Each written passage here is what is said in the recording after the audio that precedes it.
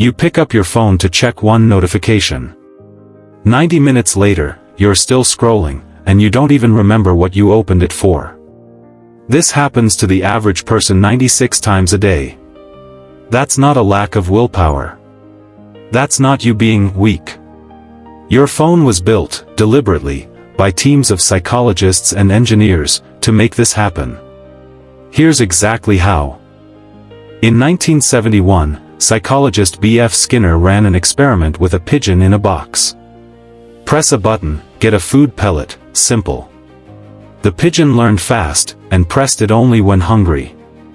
Then Skinner changed one thing: he made the reward unpredictable. Sometimes the button gave food. Sometimes it didn't.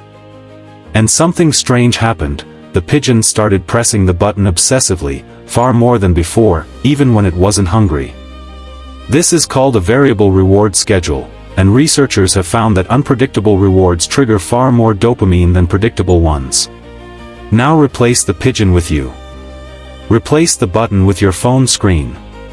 Every time you refresh your feed, you don't know what you'll get: nothing interesting, a few likes, or something genuinely exciting.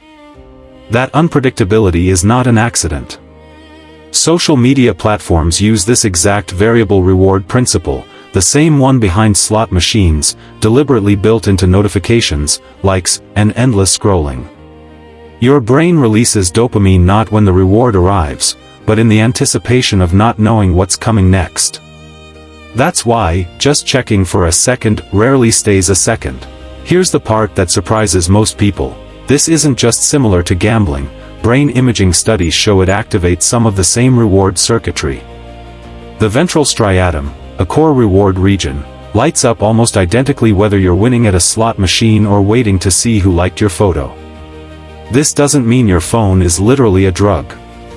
But it means the engineering behind it borrowed directly from the same behavioral psychology playbook used to design casinos. This constant stream of small, unpredictable rewards comes at a cost. Attention researcher Gloria Mark tracked how long people could focus on a single screen task before switching away. In 2004, it was about 2.5 minutes. By 2020, it had dropped to 47 seconds. Your brain isn't broken, it's been trained. Trained to expect constant novelty, constant switching, constant stimulation. And the more it gets trained this way, the harder deep focus becomes, not because you lack discipline, but because the environment has been quietly rewiring your default setting. There's a second piece to this. Addiction researcher Dr. Anna Lembke describes the brain like a seesaw, pleasure on one side, pain on the other.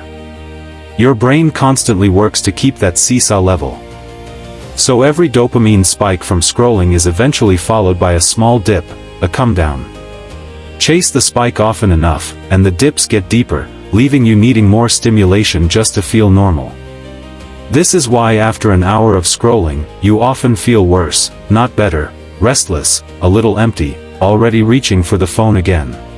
So what actually works? Not willpower alone, but structural change. 1. Make the reward predictable again. Turn off non-essential notifications. Predictable, expected information doesn't trigger the same dopamine anticipation loop as random pings. 2. Add friction.